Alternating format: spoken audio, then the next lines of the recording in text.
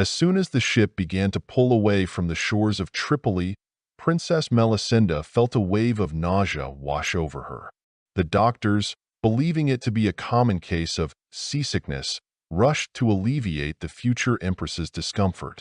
However, the young woman's condition rapidly deteriorated, to the point where the vessel turned back.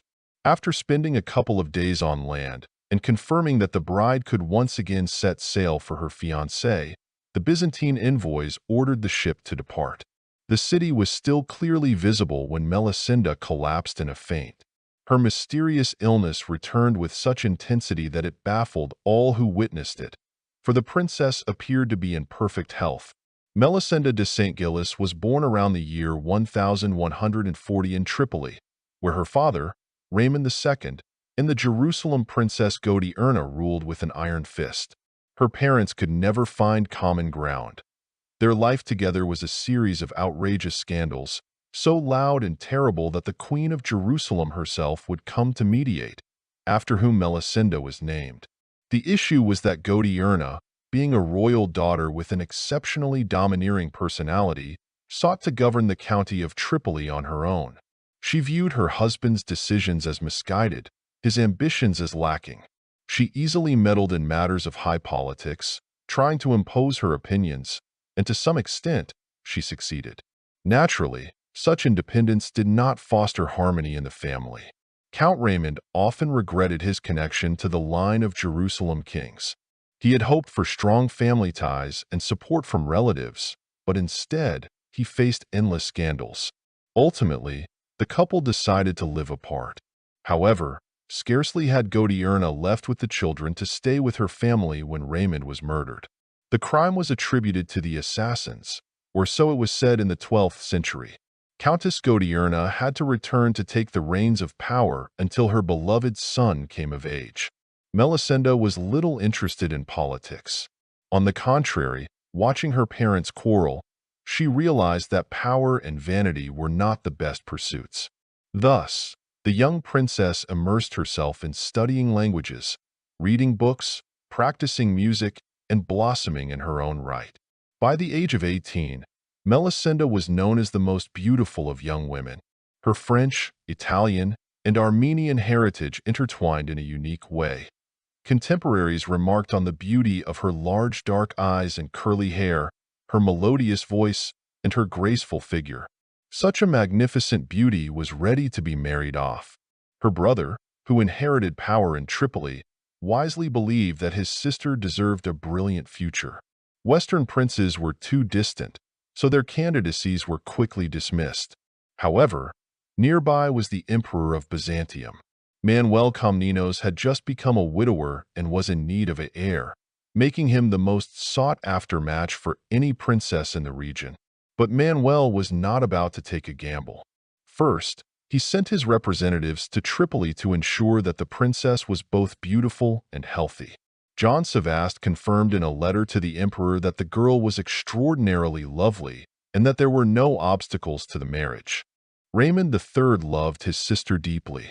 To ensure that Melisenda wouldn't feel like a burden in Constantinople, he gathered lavish gifts for her. It took 12 galleys to prepare the dowry for the future Byzantine empress. Everyone eagerly anticipated a grand wedding and a wonderful future for Melisenda, which would also bring great fortune to her family, now connected to the basilisk. However, fate had other plans. Barely had the ships begun to sail away from Tripoli when Melisenda suffered a seizure. They had to turn back. A second departure was scheduled a few days later, but once again, the princess fell ill. The third attempt ended in the same failure. It was as if the sea and Byzantium were a forbidden realm for Princess Melisenda. The furious Byzantines were in an uproar. John Sebaste, Manuel Komnenos' envoy, desperately sought a solution. The alliance was crumbling for some ridiculous and incomprehensible reason. They turned to a priest. Who else could advise them in the 12th century?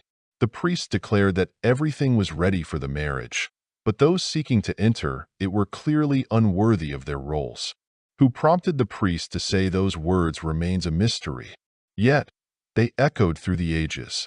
The Byzantines seized upon this notion and swiftly declared that it was, of course, Melisenda who was unworthy. They recalled that her parents were constantly quarreling, suggesting that the girl might not have been born of a legitimate union, but rather as a result of marital infidelity. Surely, the emperor could not marry a bastard. Some even spread rumors that Melisenda was already married and, in fact, pregnant. The princess was left on the shore as the ships sailed away. Emperor Manuel hastily married another woman, the Princess Maria of Antioch. Meanwhile, Raymond vowed to avenge his sister's honor. The broken engagement and the unpleasant gossip surrounding it severely tarnished Melisenda's reputation. She understood that her chances of marrying were now virtually non-existent. Shrouded in undeserved shame, Melisenda left Tripoli for a convent, where she passed away a year later, in the year 1061. What truly happened to her on the ship remains unclear, but it is likely that she simply became overwhelmed with anxiety about her impending marriage.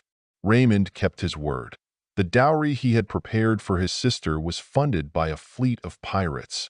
The marauders received clear orders to ruthlessly plunder the coast of Cyprus, which belonged to the Byzantines, and they successfully carried out their mission. With the emperor, the Count of Tripoli wanted nothing more to do. He even refused to hear his name. Everything Byzantine was now taboo in his lands.